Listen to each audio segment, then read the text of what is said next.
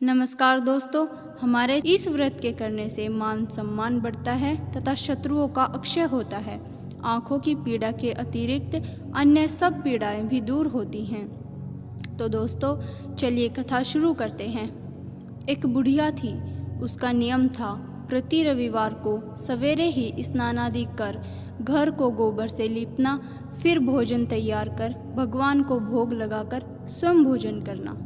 ऐसा व्रत करने से उसका घर अनेक प्रकार धन धान्य से पूर्ण था। श्री हरि कृपा से घर में किसी प्रकार का विघ्न या कोई दुख नहीं था। सब प्रकार से घर में आनंद रहता। इस तरह कुछ समय बीत जाने पर उसकी एक पड़ोसिन, जिसकी गौ का वह गोबर लाया करती थी, विचार करने लगी, यह वृद्धा सर्वदा मेरी गाय का गोबर ले जाती है। इसलिए उसने अपनी गाय को घर के भीतर बांध दिया। इस कारण बुढ़िया गोबर न मिलने से उस रविवार के दिन अपने घर को न लीप सकी। अतः उसने न तो भोजन बनाया और न ही भगवान को भोग लगाया तथा स्वयं भी उसने भोजन नहीं किया। इस प्रकार उसे निराहार व्रत किए रात्रि हो गई। वह भूखी प्यासी सो गई। रात्रि में भगवान ने उसे स्वप्न दिया और भोजन न बनाने तथा भोग न लगाने का भेद पूछा। वृद्धा ने गोबर न मिलने का कारण सुनाया। तब भगवान ने कहा कि माता, हम तुमको ऐसी गाय देते हैं जिससे सभी इच्छाएं पूर्ण होती हैं, क्योंकि तुम हमेशा रविवार को गाय के गोबर से लीपकर भोजन बनाकर मेरा भोग लगाकर खुद भोजन करती हो। इसलिए मैं खुश होकर तुमको यह वरदान देता हूँ। ऐसा करने से मैं अत्यंत संतुष्ट होता हूँ। निर्धन को धन और बांझ स्त्रियों को पुत्र देकर दुखों को दूर करता हूँ तथा अंत समय में मोक्ष देता हूँ। स्वप्न में ऐसा वरदान देकर भगवान तो अंतर्ध्यान हो गए और जब वृद्धा की आंखें खुली तो वह क्या देखती है कि आंगन में एक अति सुंदर गाय और बछड़ा बंधे हुए हैं। वह गाय और बछड़े को देखकर अति प्रसन्न हुई और उसको घर के बाहर बांध दिया और वहीं खाने को चारा डाल दिया।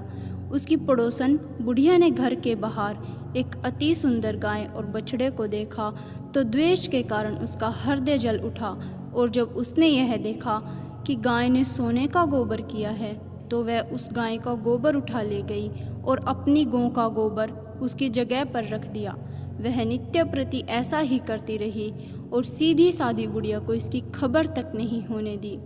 सर्वव्यापी ईश्वर ने सोचा कि चालाक पड़ोसिन के कर्म से बुढ़िया ठगी जा रही है, तो ईश्वर ने संध्या के समय अपनी माया से बड़े जोर की आंधी चला दी। इससे बुढ़िया ने अंधेरे के भय से अपनी गाय को घर के भीतर बांध लिया। प्रातःकाल उठकर जब वृद्धा ने देखा कि गाय ने सोने का गोबर कर दिया है तो उसके आश्चर्य की सीमा न रही और वह प्रतिदिन गाय को घर के भीतर बांधने लगी। इधर पड़ोसिन ने देखा कि गाय घर के भीतर बंधने लगी है और उसका सोने का गोबर उठाने का दाम नहीं चलता, तो वह ईर्ष्या और डहा से और भी जल उठी और कुछ उपाय न देख पड़ोसन ने उस देश के राजा की सभा में जाकर कहा कर ले गए। वृद्धा काफी रोई चिल्लाई, किंतु कर्मचारियों के समक्ष कोई क्या कहता। उस दिन वृद्धा गऊ के वियोग में भोजन न कर सकी। रात भर रो रो ईश्वर से गऊ को पुनः पाने के लिए प्रार्थना करती रही। उधर राजा गऊ को देखकर बहुत प्रसन्न हुआ, लेकिन सुबह जैसे ही वह उठा तो सारा महल गोबर से भरा दिखाई दिया। अब राजा यह देखकर घबरा गया।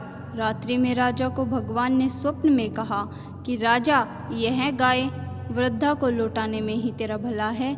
उसके रविवार के व्रत से प्रसन्न होकर मैंने उसे यह गाय दी है। प्रातःकाल होते ही राजा ने वृद्धा बुढ़िया को बुला बहुत से धन के साथ सम्मान सहित गाय और बछड़ा लौटा दिए और उसकी दुष्ट पड़ोसिन को बुलाकर उचित दंड दिया।